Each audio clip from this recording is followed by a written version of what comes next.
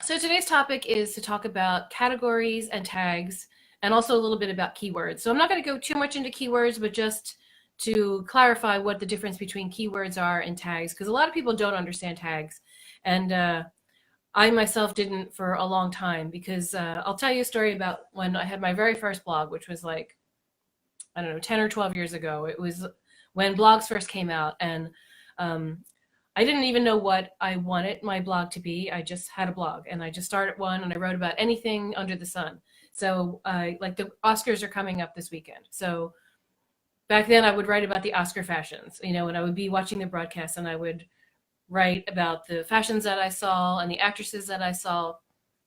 And I would make a new category called Oscars, and then I would make a category called fashion and a category called actresses. And, then the next day I might have discovered a new tea that I like. So I would write this post about this new tea that I discovered, and I would make a new category called tea. And I would have, categories for everything that I wrote about. Every post that I did, I created a category for it. So down the sidebar of my blog, I had this long list of categories. And then I finally realized that's not what you're supposed to do.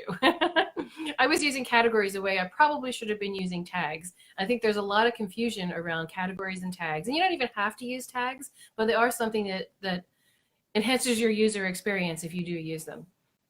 So what I did was when I gave up that blog a long time ago, and with my current blog now, when I finally decided what I wanted to focus on and what I wanted it to be about, I got my categories down to just 4 or 5 topics. I think I have 4 on my blog now. So my blog now at donnadreza.com is about the Mediterranean diet and Italian lifestyle, and everything has to do with those categories. So it's a lifestyle blog, but it's very specifically about Italian lifestyle and things that I want to visit Italy and the fashions and the style of Italy, and but basically mainly focusing on the Mediterranean diet. So I got my categories down to those 4 things, and I don't stray from it. And when I do, I really don't get good results. So I even went back to when I first started that blog. I kind of was feeling my way around, and I knew I wanted to write about lifestyle. Wasn't exactly specific about what I wanted to write yet. So I had posts that were sort of exploring. So when I finally redesigned and settled on those 4 main categories that I have, I went back to my old posts and I actually removed some of them because I used to have things like I used to work as an automotive journalist. So I had a post that was about safe driving cars for women, like 3 tips for better driving. It didn't fit in at all anymore with my whole Italian lifestyle theme. So maybe if I had written a post about Italian cars or something, it could maybe pass. But I've removed posts like that, and I had a post on like how to be on camera and stuff like that, and they didn't really fit in anymore to what I was trying to do. So I actually removed them and just narrowed the focus of my blog. So what you really want to do is come up with some categories that tell your readers what your blog is about. So let me just scroll down my notes here a little bit, make sure I'm not missing anything. So for your categories, when I say get them down to like 4 or 5, I mean, if you have a massive blog that talks about a lot of things, you can have more categories in that, but you really want to try to keep it as narrow as possible. Because when people find your blog, they may find you through a search engine and they come to your blog and they read that one post that they found. And then if they explore around, if they see stuff all over the place, they're going to be like, I don't even know what this blog is about. So when you really narrow your focus on your categories, if they come and they read that blog post and then they go to your homepage or your about page or whatever, and they see these 4 or 5 categories that you write about, it kind of lets them know that they're in the right place and that they found the right person that they want to read, and that maybe they'll come back again. So it also really helps you, if you stick to those categories, to just know what you're writing about each week. And it sounds like, narrowing down is limiting yourself, but it actually is focusing instead. And it helps you come up with ideas for that, for your blog, because you know that you only are going to write in those certain specific categories. I take a sip of water. Let me see if I have any comments in the in the meantime. So categories help people make sense out of what your blog is about. Tags, on the other hand, are more things that are topics that span your categories. So I like to use the example of a food blog because it's the easiest way for me to to let you know, to understand it. It's the easiest way to understand it, because like if you have a food blog and you're writing about recipes, and your categories might be breakfast, lunch, dinner, dessert, standard food blog. And then your tags could be things like meatless or quick meals or vegan. So if people come and they find a vegan recipe through a search engine and it takes them to your blog, and they read that and then they think, oh, she has vegan recipes, I'm going to see what else she has. If they search for vegan on your blog, you don't always have to display your tags, but you could. Sometimes under the title of your post, your blog software may allow you to display your tags, or to even have a tag cloud over to the side for extra navigation. But it should just work with your internal search engine too. So if they type in vegan, they'll get a list of all of your vegan recipes across breakfast, lunch, dinner, dessert, because that's the way that tags work. So I'm going to post, if I can, see if I can put a picture in here. I might have to do it afterwards. If you're a member of the Indie Business Network group, I've had this discussion over there over the past couple of weeks, and I had a graphic that I put in where I drew a little building, and I'll put it in here when I'm done.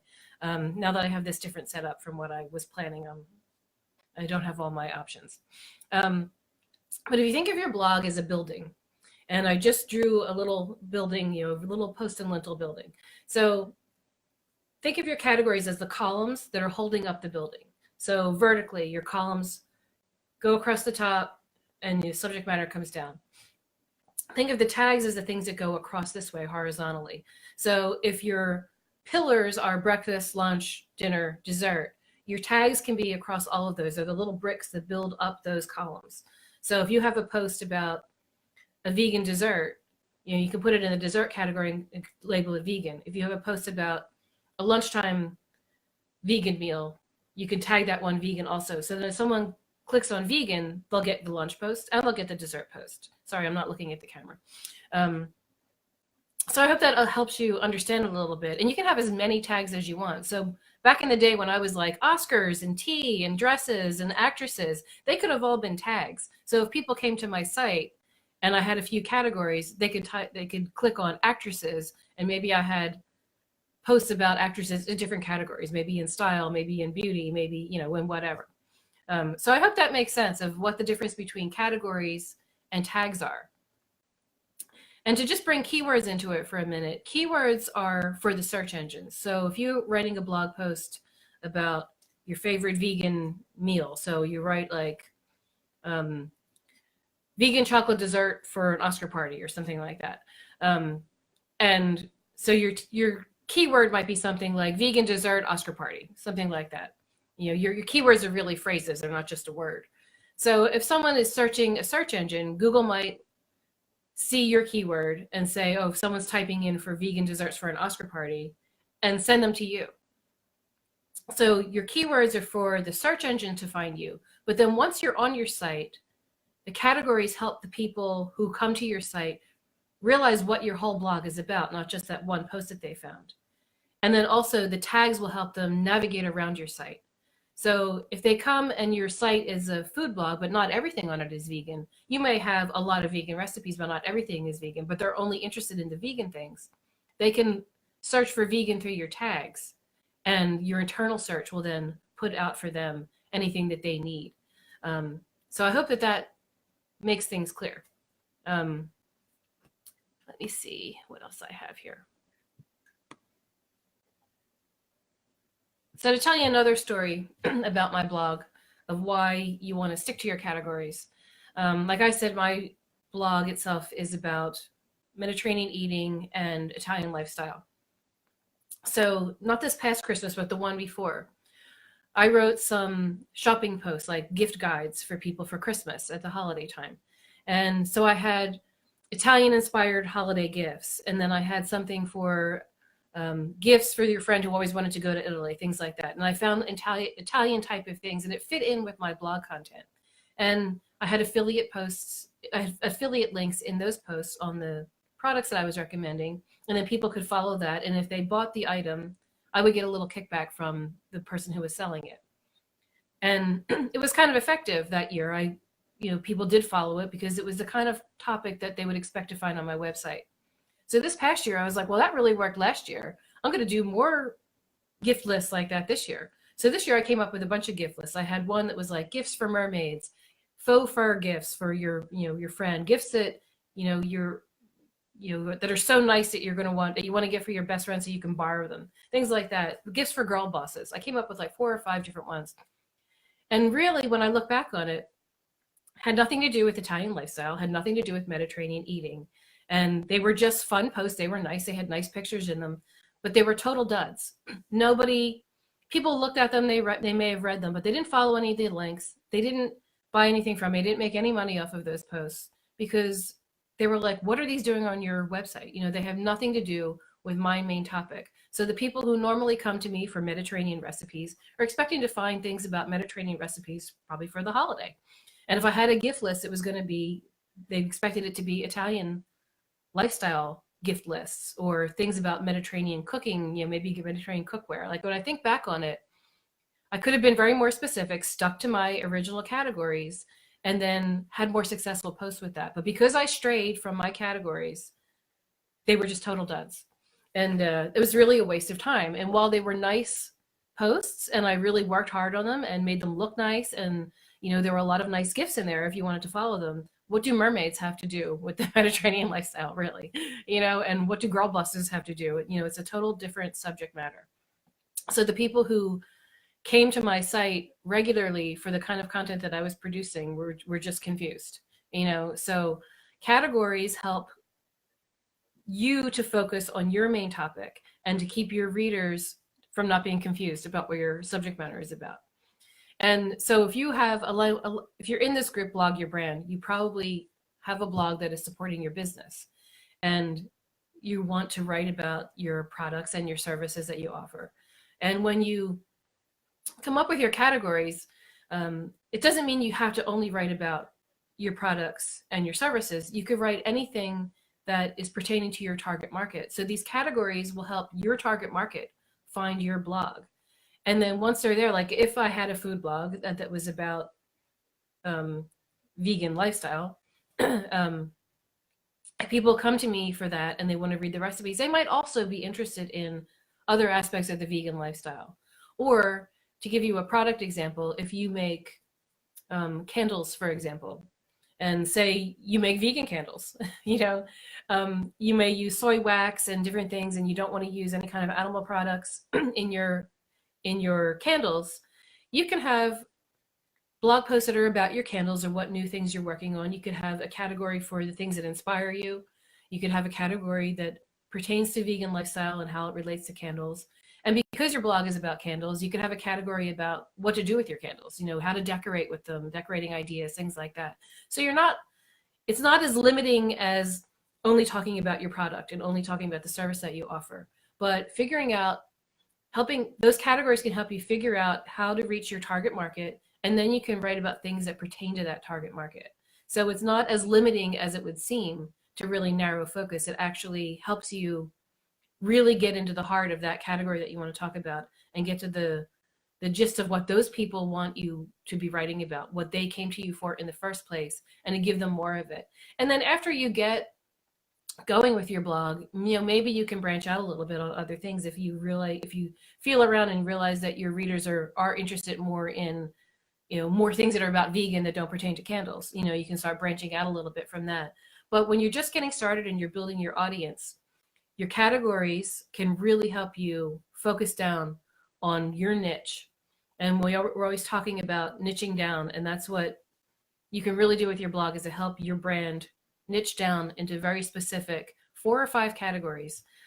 You don't have to use tags at all, or you can have 20 tags on a blog post, but each blog post should only have 1 category. So it fits very neatly into that column on your website. And then you can tag it many different things if you want to. So if you make a new soy candle that is vegan and it smells like vanilla and patchouli or something like that, your tag could be vanilla, your tag could be patchouli, your tag could be vegan, and your category though would be like your product. So if people came to you and you're like, oh, I love patchouli, I wonder what else they have with patchouli, they could search for patchouli on your site, and whatever you have tagged patchouli, because you have an orange patchouli and you have a violet patchouli, I'm just making these up, they can see all the things that you have with patchouli. So I hope that makes sense. Let me scroll through my notes. I feel like I'm talking really fast, and I'm sorry if I'm doing that. Let me scroll through my notes and see if I skipped anything.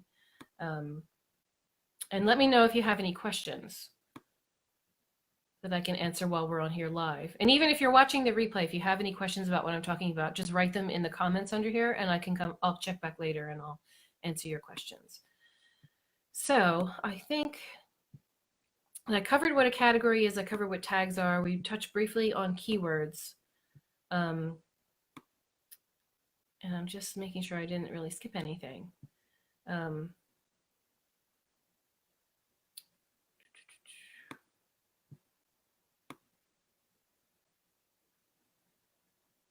think that's about all I had planned to say.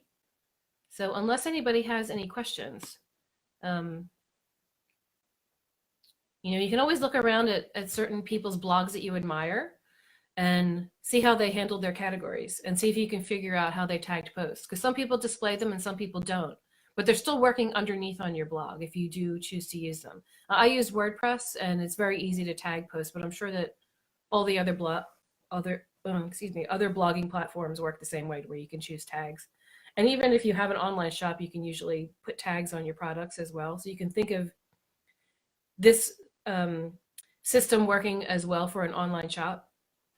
And, if you have a shop separate from your blog, if you're having products, you want to have certain categories of products. You don't want to have them all over the place. And then you can tag them underneath with the different attributes, the different things that make them, the little things that stand out about that post in your category. So, any questions, anyone?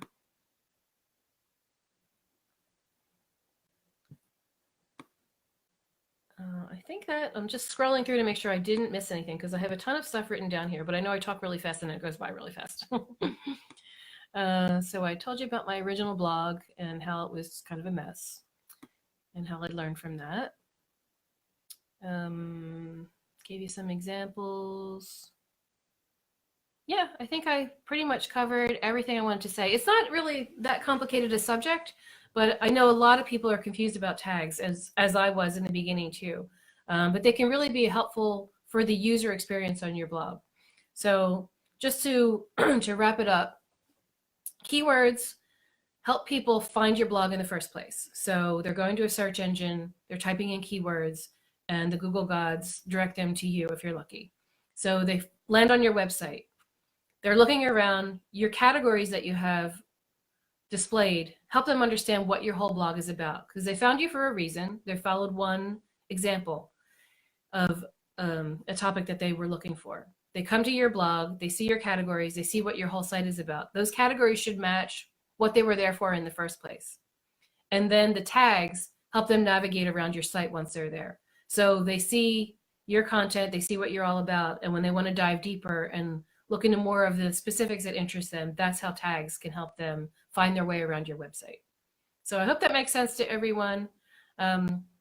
Like I said, let me know if you have any questions. You can type them in below if you think of them later, or if you're watching the replay, just type them down below and I will check back later and I will try to answer any of your questions. And I'll also post that graphic that helps, the visual helps explain how your categories and your tags build up your website as a little building. So, all right, well, anyone who is here live, thank you for joining me. And I hope you stay safe in the snow if you're someplace that's getting hit. I'm looking out my window right now and everything is white. So enjoy your day and thank you. And I will talk to you later. Bye.